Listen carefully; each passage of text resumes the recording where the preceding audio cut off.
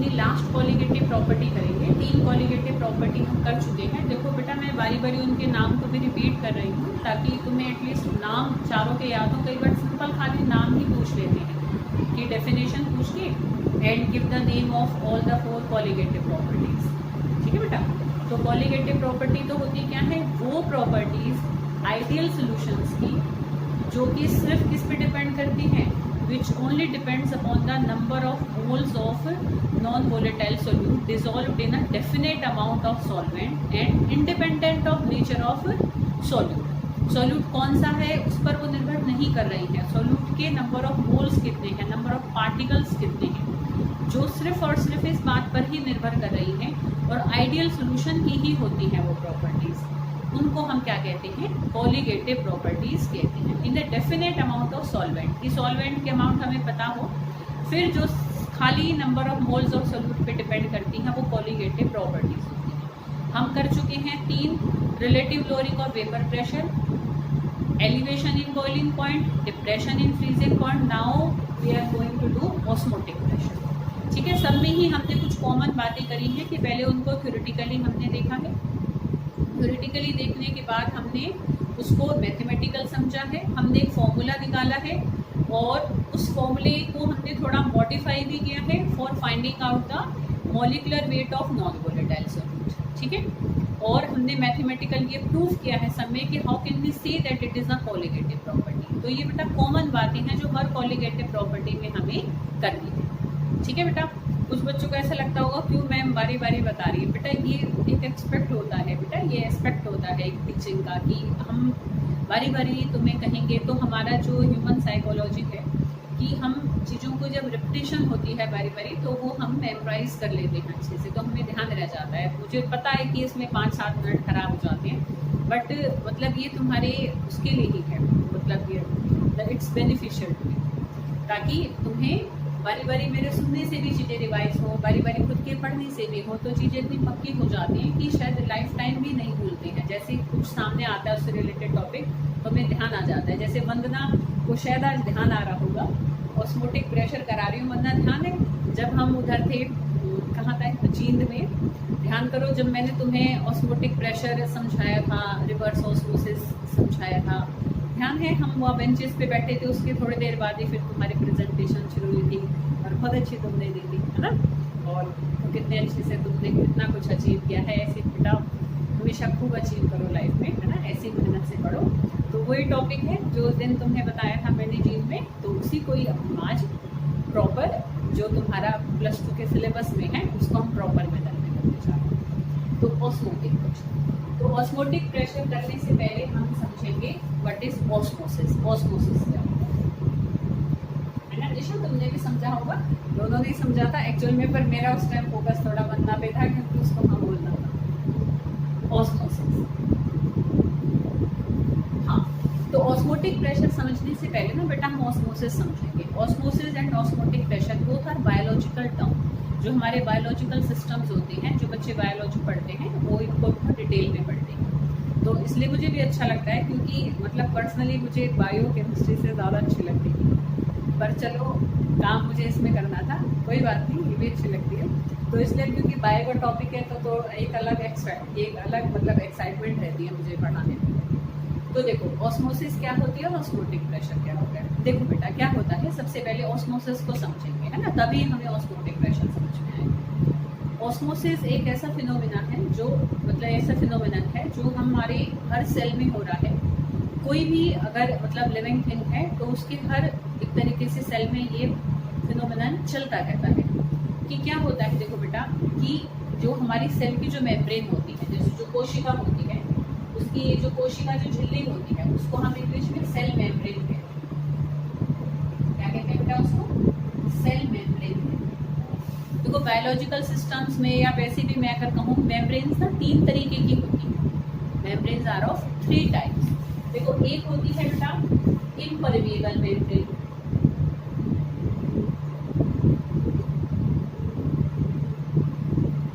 ठीक है, एक होती है सेमी परमिएबल मेम्ब्रेन और एक होती है हमारी परमिएबल मेम्ब्रेन।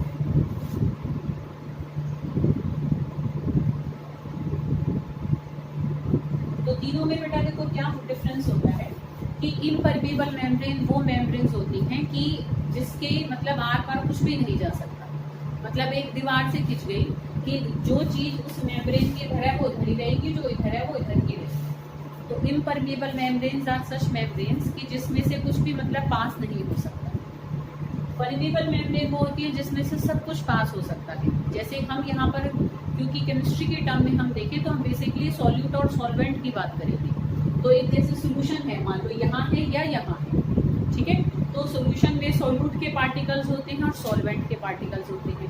तो जो मेम्ब्रेन अपने में से ना सॉल्यूट को जाने दे ना सॉल्वेंट को जाने दे, ना सॉल्यूट के मॉलिक्यूल्स को पास होने दे और ना ही सॉल्वेंट के मॉलिक्यूल्स को पास होने दे, वो तो होती है इम्परमेबल मेम्ब्रेन। परमेबल मेम्ब्रेन वो होती है जो अपने में से सॉल्यूट के मॉलिक्यूल्स को भी जाने दे और सॉल्वेंट के मॉलिक्यूल्स भी जिसमें से आराम से निकल जाए। बेसिकली होल्स होते हैं, छेद होते हैं मेम्ब्रेन में। तो जहाँ छेद बहुत ही ज़्यादा छोटे छोटे हैं, मतलब ना के बराबर है छेद, तो उसमें से कुछ नहीं गुजर पाएगा, तो वो हमारी इम्परमेबल मेम्ब्रेन होती है। जहाँ छेद थोड़े बड़े हैं कि सॉल्यूट मॉलिक्यूल भी निकल के जा रहे हैं, सॉल्वेंट भी निकल के जा रहे हैं, वो परमेबल मेम्ब्रेन होती है। बट ऐसी मेम्ब्रेन्स जिसमें से बेटा सॉल्वेंट के मॉलिक्यूल्स तो निकल जाएं बट सॉल्यूट के मॉलिक्यूल जिसमें से पास ना हो पाए, वो वाली मेम्ब्रेन हमारी होती है सेमी परमेबल मेम्ब्रेन, ठीक है। कि those membranes through which solute molecules can pass but solvent molecules can pass but solute molecules can't. Solvent के तो निकल जाएंगे बट सॉल्यूट पार्टिकल्स नहीं निकल पाएंगे। सॉल्यूट पार्टिकल्स सब क्या हाइड्रेटेड होते हैं, चारों तरफ ऐसे पानी ने घेरा बना रखा होता है, तो वो बड़े साइज के हो जाते हैं। तो सॉल्वेंट के मॉलिक्यूल कंपैरेटिवली छोटे साइज के होते हैं। तो जिसमें से सॉल्वेंट के मॉलिक्यूल तो निकल जाए पर सॉल्यूट के ना निकल पाए, ऐसी मेम्ब्रेन हमारी होती है सेमी परमेबल मेम्ब्रेन, ठीक है। क्लियर आई बेटा बात समझ। तो जितनी भी सेल मेम्ब्रेन्स होती हैं जो हमारी कोशिका के बाहर की जो झिल्ली है, जो कोशिका झिल्ली तुमने ऐसे 9th में पढ़ा होगा, दिशा ने इंग्लिश से किया है तो दिशा ने सेल मेम्ब्रेन की पढ़ा है। तो जो सेल मेम्ब्रेन होती है, कोशिका की जो झिल्ली होती है, उसका नेचर होता है सेमी परमेबल। उसमें से सिर्फ सॉल्वेंट के मॉलिक्यूल्स तो निकल सकते हैं बट सॉल्यूट के मॉलिक्यूल्स नहीं निकल सकते, समझ लो बेटा।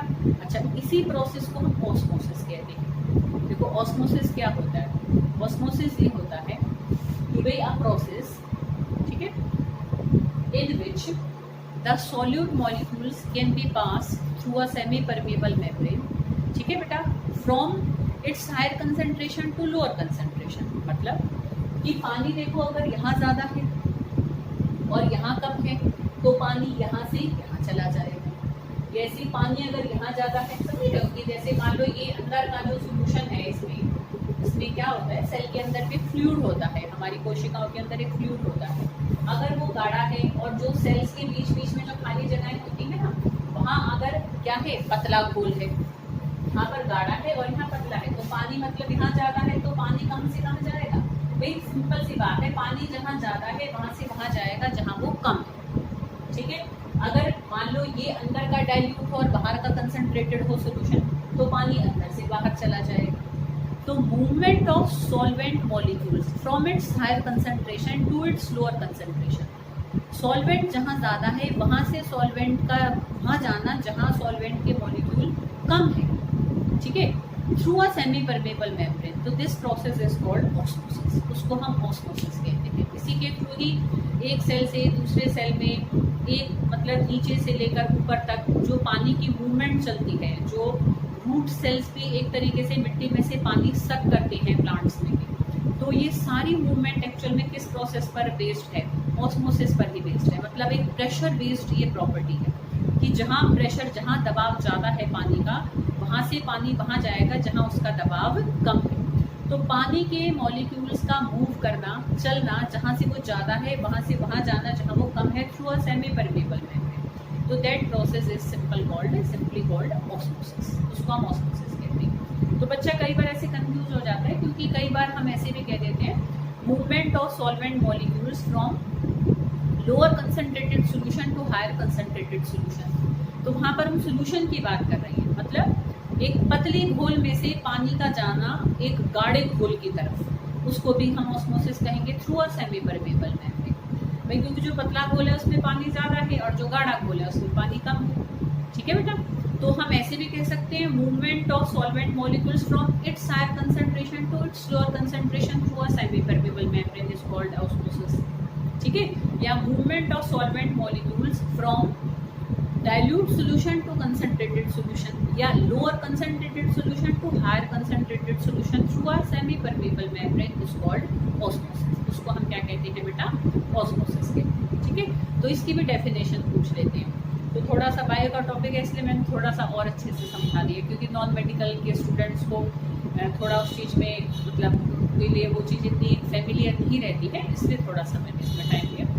तो ये मतलब सिंपल तुम्हें डेफिनेशन याद कर दिया, समझ में आ जाए बस, इसलिए क्लियर किया। तो ये हमारी ऑस्मोसिस है। अब हमारी जो कोलिगेटिव प्रॉपर्टी है that is osmotic pressure, not osmosis. तो ऑस्मोटिक प्रेशर हम समझेंगे कि व्हाट इज ऑस्मोटिक प्रेशर।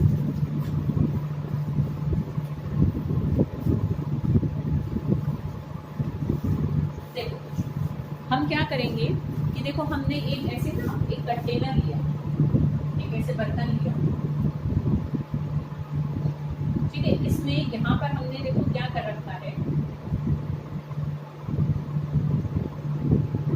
इधर हमने ना पिस्टन लगा रखा है। पिस्टन समझते हो, ऐसे ही दबाव डालने के लिए हमने यहाँ पर ना पिस्टन की अरेंजमेंट कर रखी है। और यहाँ पर ऐसी स्केल है, मतलब पिस्टन को हमें कितना मूव कराना पड़ा वो हम यहाँ से आराम से मेजर कर सकते हैं कि कितना हमें, कितनी एक तरीके से हमें जो हाइट कह लो या डेप्थ कह लो, मतलब कितने डेप्थ तक हमें पिस्टन को ऐसे मूव करना पड़ा, ऐसे दबाना पड़ा, नीचे की तरफ लाना पड़ा। अभी समझाऊंगी कब जरूरत पड़ेगी। अब देखो इस ये जो हमारा एक मतलब बर्तन कह लो, एक वेसल कह लो, इसमें हमने बीच में पार्टीशन कर दिया, बीच में हमने सेमी परमेबल मेम्ब्रेन लगा दिया, ठीक है। ये पार्टीशन किसका है, एक सेमी परमेबल मेम्ब्रेन,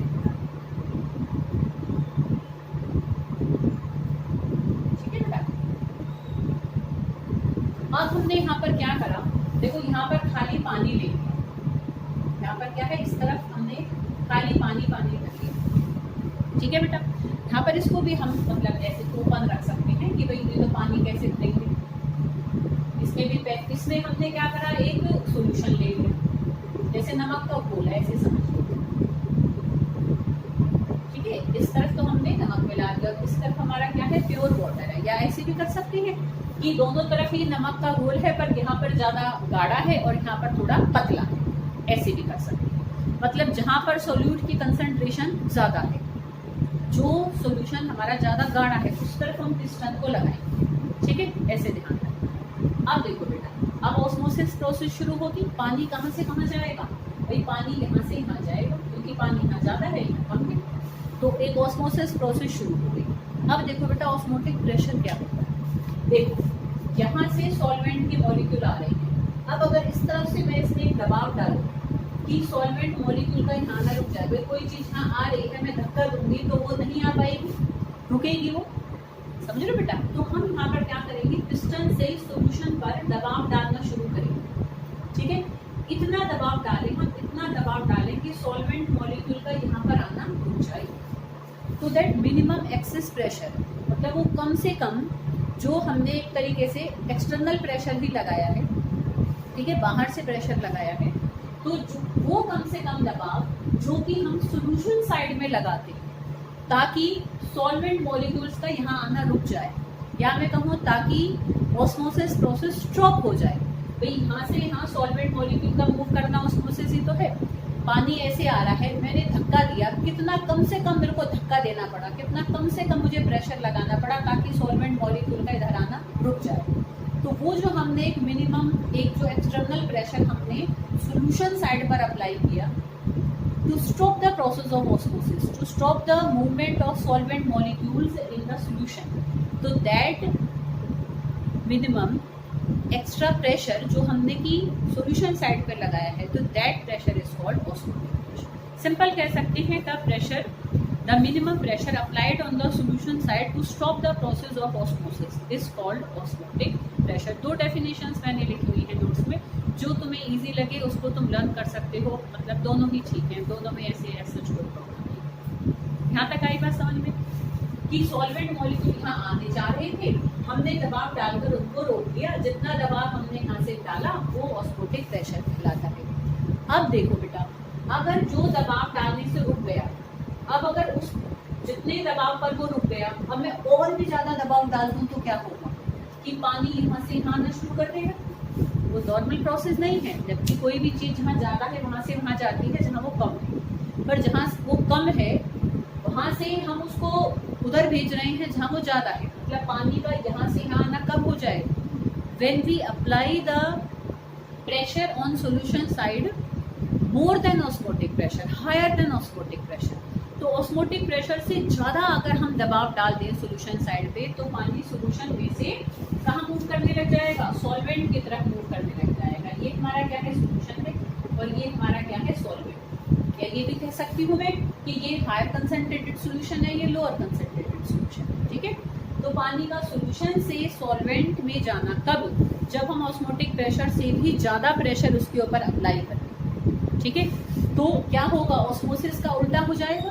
भाई ऑस्मोसिस प्रोसेस का मतलब तो पानी का यहाँ से यहाँ आना है, पर अब तो पानी यहाँ से यहाँ जा रहा है, तो ऑस्मोसिस की उल्टी प्रोसेस होगी, तो उसको हम रिवर्स ऑस्मोसिस क्या कहेंगे बेटा, फिर उसको हम रिवर्स ऑस्मोसिस। ठीक है, इधर से इधर आना तो क्या हो रहा है, ये तो ऑस्मोसिस प्रोसेस हो रही है, और पानी का इधर से इधर जाना क्या हो रहा है, this is reverse osmosis. RO नहीं होता, इससे हम वाटर प्यूरिफायर्स होते हैं जो, जिससे हम पानी साफ करके पीते हैं, तो उसमें यही होता है बेसिकली बेटा।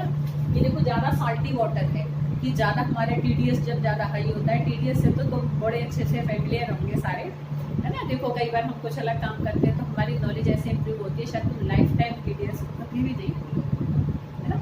तो यहाँ पर मतलब क्या है कि बहुत साल्टी वाटर है, बहुत ज़्यादा मतलब नमकीन पानी है, ऐसे समझो सी वाटर है।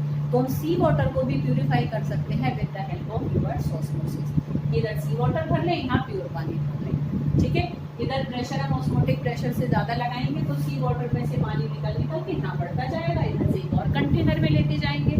तो in this manner we can easily purify the sea water या any water having the higher salt content. ठीक है, या इम्प्यूरिटीज हैं वो भी रह जाएंगे हमारे। ठीक है, तो दिस इज RO, है ना, यूज्ड इन मतलब process used in water purifiers, reverse osmosis. Clear.